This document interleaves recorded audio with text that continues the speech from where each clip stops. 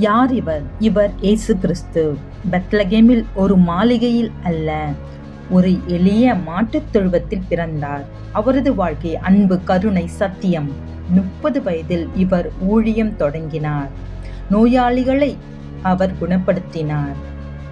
பசித்தவர்களுக்கு உணவு கொடுத்தார். ஒடுக்கப்பட்டவர்களுக்கு நம்பிக்கை தந்தார்.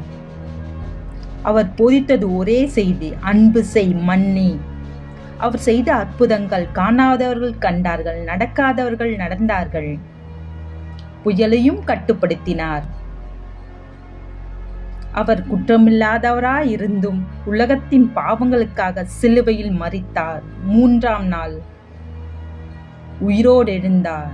இதுவே ரட்சிப்பு. இன்றும் கோடிக்கணக்கான மக்களின் இதயத்தில் வாழ்ந்து கொண்டிருக்கும் ஒரே பெயர் இயேசு.